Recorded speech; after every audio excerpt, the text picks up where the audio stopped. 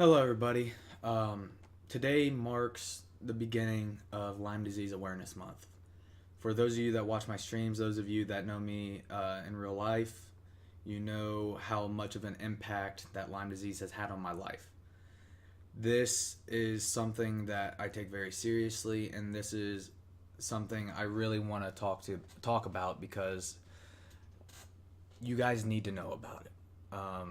It can change your life in an instant. It can take everything that you thought was going right in your life and just turn everything upside down on its head.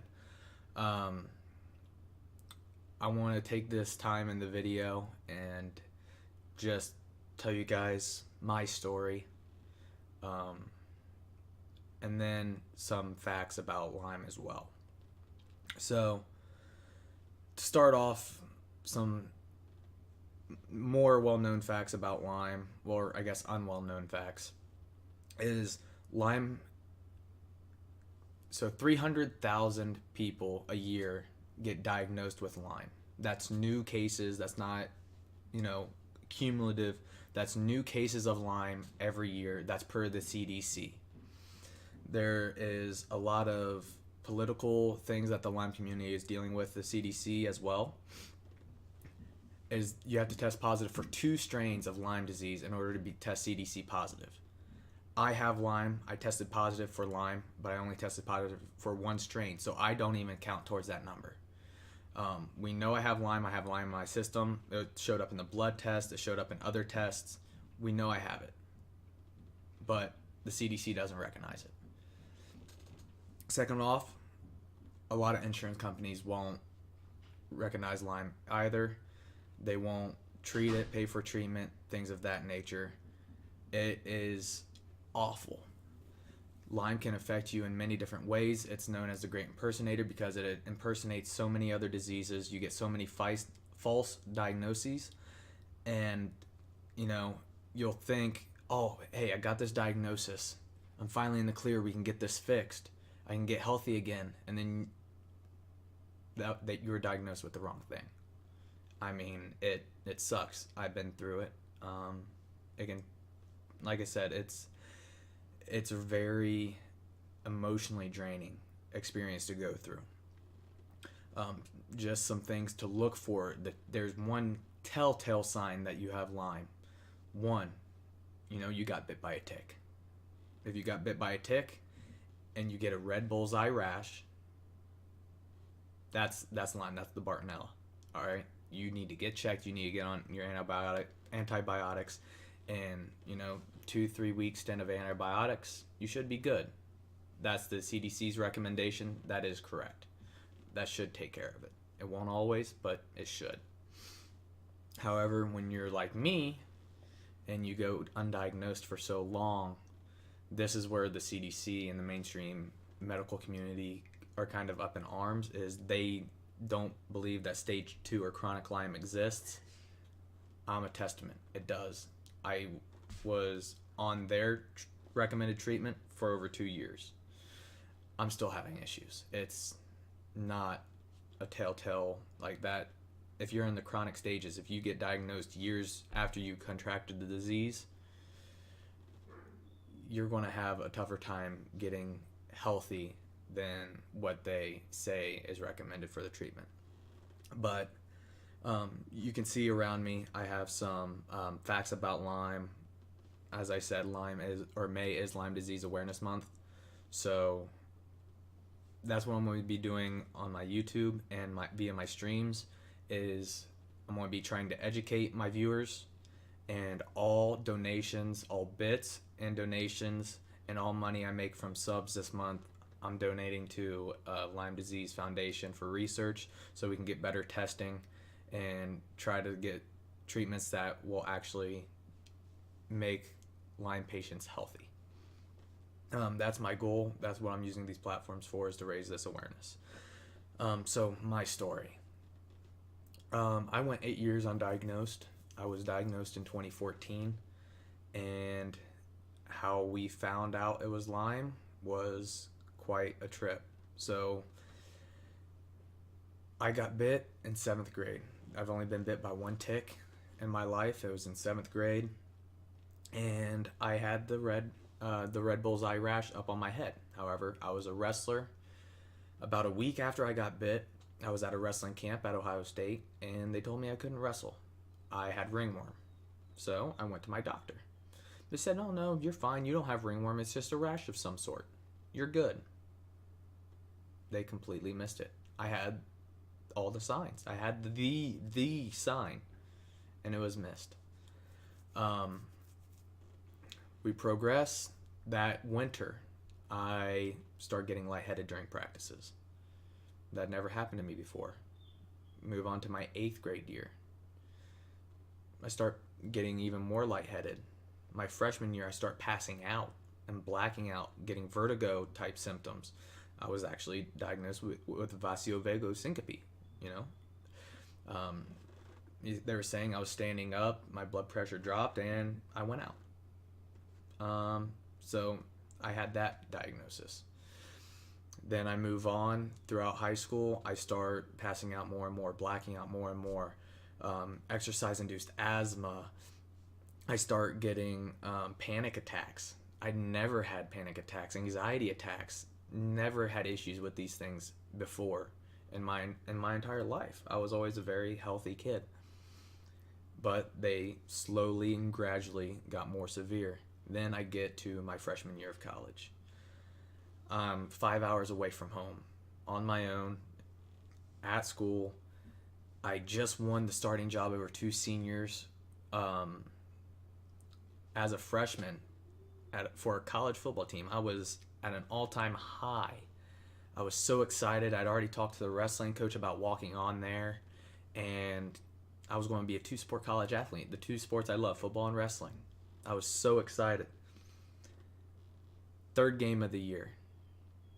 We're prepping for week 3. I pass out. Okay, that's no big deal. I've been dealing with that. But then I start convulsing. Okay, this is something new. I get taken to the ER. They put me on IVs. They don't know what caused it. And this was the start of my journey. This is what kickstarted it all. From the beginning of freshman semester till Thanksgiving break, I was in the ER 10 times from seizures. I left school because of them. They were affecting me. I couldn't be productive. I was missing class. I couldn't practice.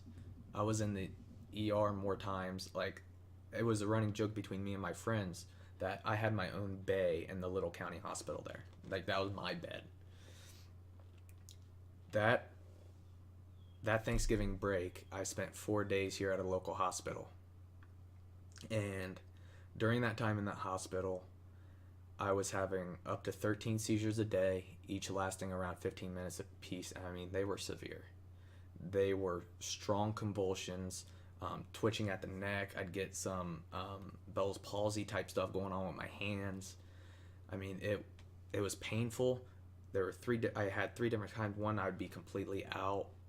One, I'd be conscious and convulsing, and those were the worst because I could feel everything. But the weird thing is what we didn't understand about it was, I was still like, I could hear what was going on around me. I would sometimes forget after I came to, but I could hear. We didn't know what was going on with it. I underwent testing. They did an EEG. There was no brain activity during the seizure-like episodes, nothing. I saw a psychiatrist, and they ended up giving me a cerebral nerve block to help with the pain, and that helped for a little while, but I mean that's no permanent fix. And then they released me. They couldn't figure out what was wrong with me. I attempted to go back down to school, and one of the other long snappers on the team was a nursing student. Nursing was very big at the school I went to, and I was on the phone with my mother when I went into one of my episodes. I went out. He grabbed the phone and just started describing to her what he was seeing. And she Googled what his observations were along with the convulsions, and she got the first thing that popped up on Google was Lyme disease. So she started reading up on it, and it kind of sparked her interest. I went back home, and she printed out the symptom sheet, gave it to me. She was, I know it's a long shot, but let's just see which ones you have. I had every single symptom. Every one. So then it became a point of trying to find a doctor that knows about it. And that is where we really found out, the battle that we were going to have to fight moving forward. We talked to my childhood pediatrician. Oh, that doesn't exist in Ohio. And, it doesn't cause seizures like that. It wouldn't be that. When I went to the ER, same thing. Oh, you got to be careful with that Google thing. Lyme disease doesn't exist in Ohio. It's not really that prevalent. If you really think it's Lyme, you should go to the East Coast where they really see a lot of it. We were just getting shooken off from these doctors, these people, I trust, because they act like, a deer. It comes from a deer tick. Well, pretty much any insect that transfers blood, but mainly deer ticks. And they act like the deer stop at the state border. Oh, that's Ohio. We can't go over there. We have ticks on us. It was absurd way of thinking. And we end up finding a doctor. I go down, and she orders a blood test. She says, we're going to test for everything because you have the symptoms. So let's just see. 24 vials of blood later, we get the test results back. I tested positive for one strain of Lyme. And then I had seven total. But I had Lyme, Bartonella, Babesa, Epstein-Barr virus, dengue fever, Rocky Mountain spotted virus, and West Nile virus. I had all of them. Tested positive for all of those. And, wait, what? Those are the 2 African diseases are in there. You're joking, right? How can this come from one tick bite? And, that was in February of 2014. That's when my journey to being healthy began. Something I haven't mentioned up to this point in the video is between the time I was in the hospital over that Thanksgiving break to between Thanksgiving of 2013 and February of 2014, at the beginning of my treatment, I was bedridden for quite a few months. There was a time where we thought I was going to be wheelchair bound. I never left my house. My parents brought me food from out. I was sleeping 18 hours a day because that was the only time I wasn't having the episodes. I was in pain the entire time. I couldn't lift my foot an inch off the floor. I was at the lowest of the lows at that point.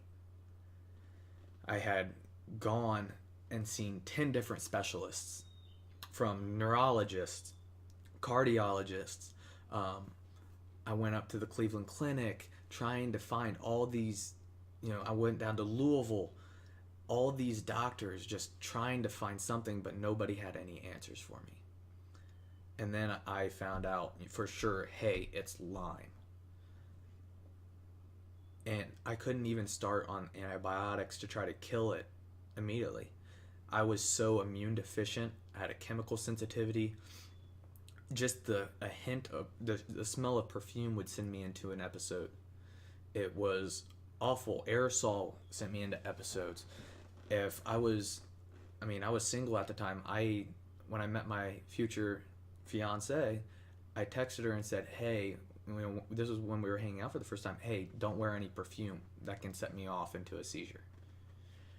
These were precautions I was having to make. And I'll tell a few more individual stories here a little later on. But so we had to build up my immune system. I was extremely immune deficient. So I started out on probiotics and all this stuff. And then I finally got into the treatment and was able to start killing it. And I was on antibiotics for 2 years. 2 years of antibiotics. and I was still having the episodes. Now remember, the CDC says 2-3 weeks max, you're good. You're done. It's all gone. You've taken care of all the Lyme. Yeah, okay. So, I mean, 2 years of antibiotics, I kind of plateaued in my recovery. I figured, okay, let's go a new route. Let's try something all natural. Let my body recover from all those antibiotics. At this point, I had started working again. I was able to, function, but I was still having issues. The place where I was working was very helpful. Well, not helpful, but they were pretty accepting of my condition.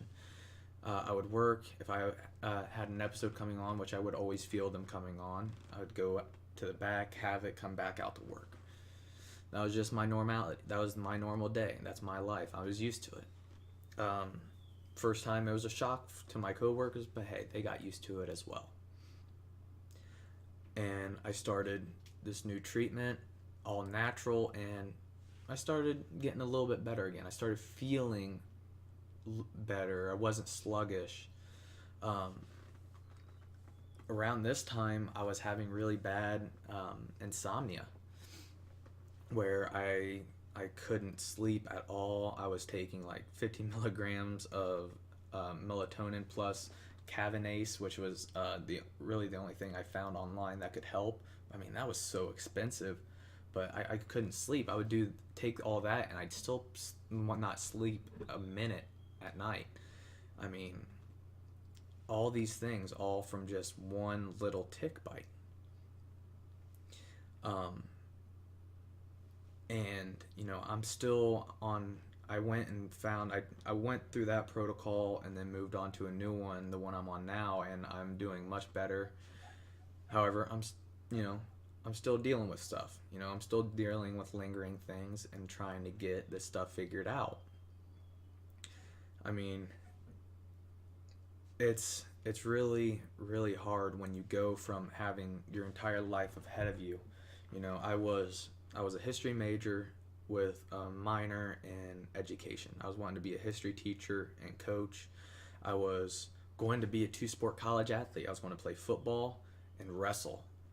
I mean, 2 physically demanding sports, and then I was reduced to nothing, all in the span of a few months. It killed my mentality. It really did. And one time I will never forget, and it's weird how it affects you like this, is we were going on family vacation. I was on the shuttle bus going from the parking lot to the airport terminal, and there's a small family of 4 sitting across from us, and they had 2 little girls, adorable little girls. I saw one had her little purse, and I saw her pull a little purple tube out of her purse, and I immediately knew what it was. And she sprayed it, and I looked at Mom, and I nudged her. Mom, do you smell that? And she immediately smelled it too, and we knew. I started getting the convulsions because, extreme chemical sensitivity, anything with chemicals in it set me off. We couldn't have candles, aerosol, perfumes, nothing. And I started going into a really bad episode. It was so bad that airport security actually brought a wheelchair. They had to wheel me through security. I was in a wheelchair in the terminal. They wheeled me onto the plane. I sat down, and after the however hour-long flight it was, I was able to walk off the plane because the symptoms had subsided. But, it's just the thing people go through, and it affects everybody differently. It's known as an invisible illness, but it is chronic. Like, I look like I'm a very healthy guy. You would have no idea that I'm having the issues that I'm having. And that's the big thing I want to stress as a part of this video, is always take into consideration the people around you, because you don't know what they're going through. There are people where their joints are constantly in pain. It feels like their organs are in pain. For me, it was all neurological and joints. My joints and my brain were the 2 big issues. for me. But a little bit about Lyme is, it's shaped like a corkscrew. The bacteria itself is shaped like a corkscrew. And I mean, there have been studies on it. There's actually a very good documentary on it called Under Our Skin. If you guys are interested enough, check it out. It is on YouTube. I may link it down below. But the bacteria itself is shaped like a corkscrew. It can get to any part of your body that it wants. And it will always attack the weakest part of your body first. So if you aren't in good physical shape, it may go after your organs. For me, I was very physically fit. Like I said, I was a 2-sport athlete. It went for my brain. So I had all these neurological issues. I've only met one person. I met and talked to plenty other Lymies. That's what we call ourselves. I met plenty other people with Lyme, and only one person that had similar symptoms to me. Like, symptom per symptom was very similar.